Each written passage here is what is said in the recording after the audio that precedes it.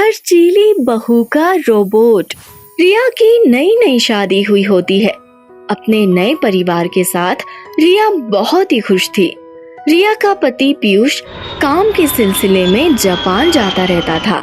इस बार भी पीयूष जापान के लिए निकल रहा होता है, इसीलिए उसकी फैमिली से वो निकलते समय मिलता है। माँ, अपना ख्याल रखना, दवाई टाइम पर लेती रहना। तुम मेरी फिक्र मत कर, मेरे पास मेरी बहू है ना मेरी सेवा करने के लिए।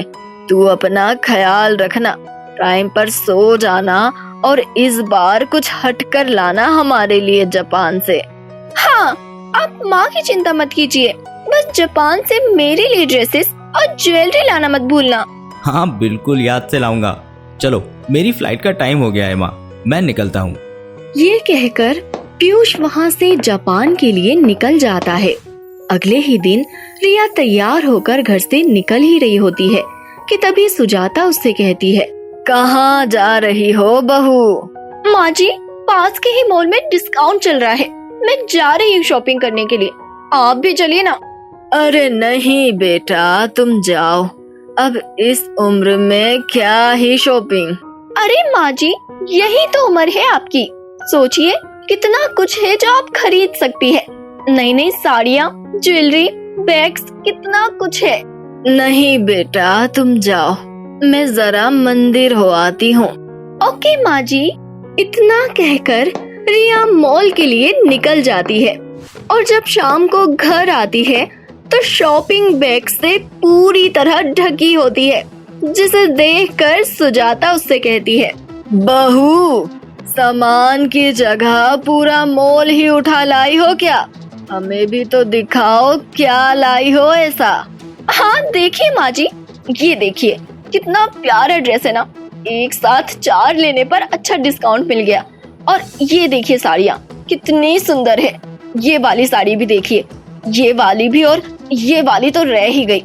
माँ जी ये ज्वेलरी, ये हार देखिए, कंगन कैसे लगे, ये मेरा मेकअप का सामान। और अरे बस बस बहू, रुक जाओ जरा, मुझे पहले ये बताओ कि एक जैसे 4 ड्रेसेस लेने का क्या फायदा और बिल कितना बना है?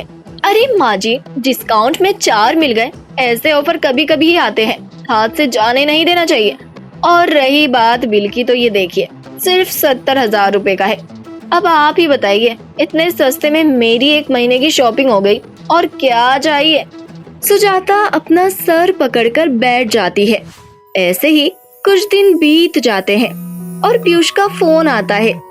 हेलो माँ, मैं कल आ रहा हूँ, तो सोचा एक बार आपसे पूछ लूँ कि क्या हटके लाओ इस बार आपके लिए जापान से। बेटा, तू कुछ ना ही ला तो बेहतर है। ऐसा क्यों बोल रही हो माँ? सुजाता पीयूष को सारी बात बताती है कि कैसे रिया शॉपिंग में फिजूल खर्च करती है, जिसे सुनकर पीयूष कहता है, अरे माँ, फिर तो मुझे एक चीज लानी ही होगी। वो क्या है बेटा? अरे माँ, वो सरप्राइज है आप दोनों के लिए। इतना कहकर पीयूष फोन रख देता है और सुजाता खुद से कहती है, ना जाने क्या कहता है ये लड़का। अगले दिन दरवाजे की घंटी बजती है। जब रिया दरवाजा खोलती है तो देखती है कि पीयूष जापान से वापस आ गया है। पीयूष को देखकर रिया खुश हो जाती है और सुजाता को आवाज लगाती है, माँ जी देखिए, ये आ गए हैं। सुजाता वहाँ आती है और रिया पीयूष का बैग टटोलते हुए कहती है, लाए हो ना जो कहा था? कहाँ है मेरी ड्रेसेस और ज्वेलरी? लाया तो हूँ, लेकिन ड्रेसेस और ज्वेलरी नहीं, बल्कि ये। और इतना कहकर पीयूष अपने पीछे खड़े रोबोट को आगे करते हुए कहता है, ये पीटर है, बहुत ही इंटेलिजेंट रोबोट है, इसे सारी भाषाएं आती है और ये बहुत अच्छा खाना भी बनाता है, इंडियन, इटालियन, चाइनीज, जापानीज, और इसकी फाइटिंग स्किल्स बहुत ही अच्छी है। ये अकेले ही एक साथ कई लोगों की शामत ला सकता है। तो क्या तुम इससे हफ्ता वसूली करवाओगे जो इतनी मारपीट करने वाला रोबोट लाए हो? अरे नहीं, इसकी असली खासियत जिसकी वजह से मैं इसे लाया हूँ वो तो मैंने अब तक बताई ही कहाँ है। ऐसी क्या खास बात है इसमें? जिसके लिए तुम जापान से इसे यहाँ लाए हो। बेटा, क्या मेरे हाथ का खाना तुम्हें अब अच्छा नहीं लगता जो इससे खाना बनवाओगे? ये कोई खाना नहीं बनाएगा माँ, खाना तो सिर्फ पूरी दुनिया में मुझे आपके हाथ का ही पसंद है। दरअसल ये शॉपिंग के टाइम बड़े काम आता है। इससे चीजों के बारे में सारी डिटेल्स मालूम होती है, कौन सी चीज कहाँ से इंपोर्ट हुई है, उसकी असल कॉस्ट क्या है, और वो चीज असली है या नकली, या फिर वो चीज आपके काम की है भी या नहीं।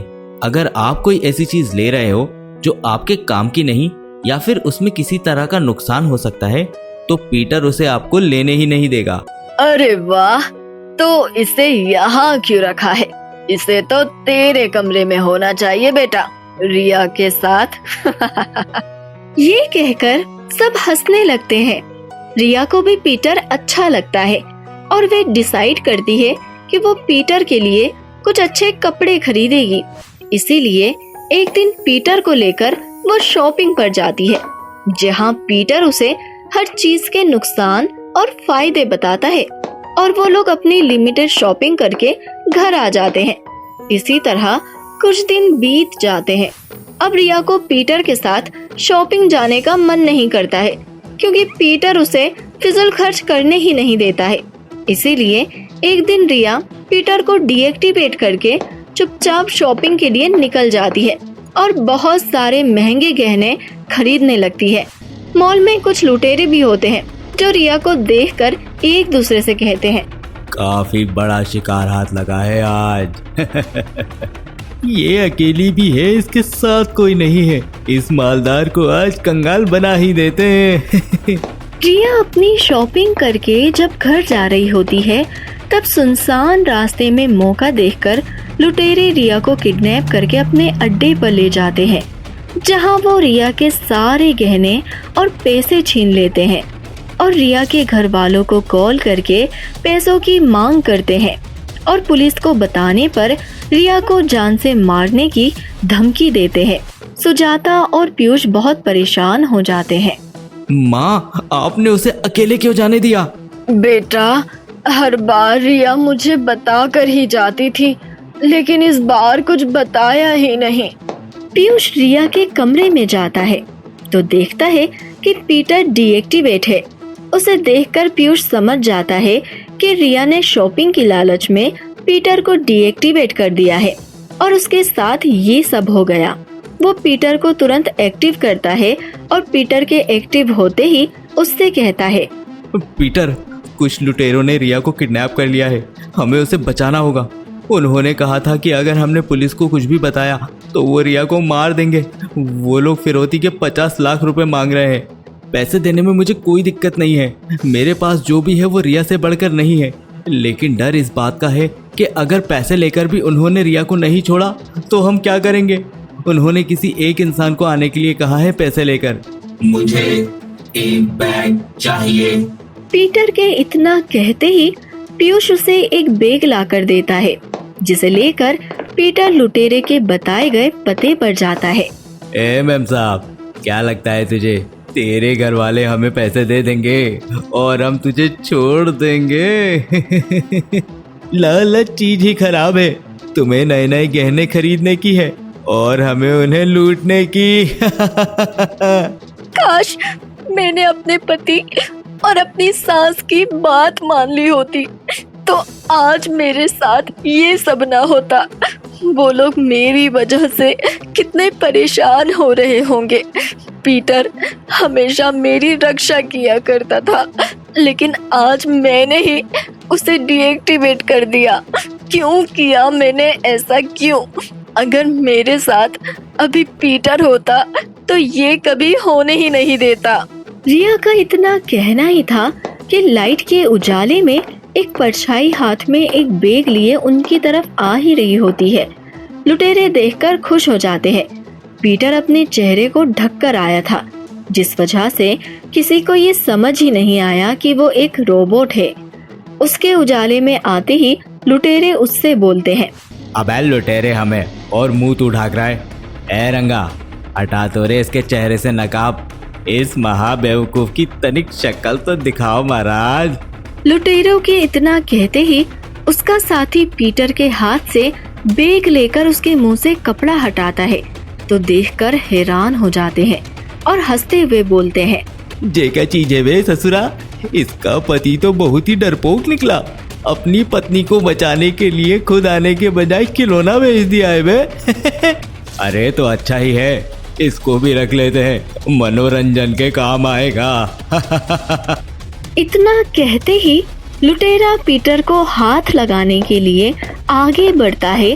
तभी पीटर उसे एक जोरदार पंच मारता है जिससे लुटेरा दूर जा गिरता है। पीटर को ऐसा करते देख बाकी के लोग भी अपनी बंदूकें निकालकर पीटर पर निशाना लगाने ही वाले होते हैं कि तभी पीटर अपनी मैग्नेटिक पावर से सबके हथियार खींच लेता है और उसके बाद एक के बाद एक सबकी खूब पिटाई करता है। तब तक वहाँ पीयूष भी पुलिस को लेकर आ जाता है और पीटर उन सभी लुटेरों को पुलिस के हवाले कर देता है, जिन्हें देखने के बाद पुलिस कहती है, अरे ये तो रंगा और छगन है, जिनकी तलाश हमें कब से थी, और इनके सर पर तो 10 लाख का इनाम भी है। ये सुनकर सब खुश हो जाते हैं और इस तरह रिया और उसके परिवार को 10 लाख का इनाम मिल जाता है, जिसे देखकर पीयूष रिया से कहता है, तो क्या कहती हो जाए इन पैसों से शॉपिंग? नहीं, मुझे मेरी गलती का एहसास हो गया है। आज के बाद मैं कभी भी फालतू खर्च नहीं करूंगी। और इस तरह रिया अपने फिजूल खर्च की आदत से छुटकारा पा लेती है और उस दिन के बाद से रिया अपनी सास, अपने पति और अपने रोबोट की हर बात मानती है। इसलिए कहते हैं दोस्तों, जो हमसे प्यार करते हैं वो हमेशा से ही हमारी भलाई की बात करते हैं और इसीलिए हमें उनकी हर बात माननी चाहिए।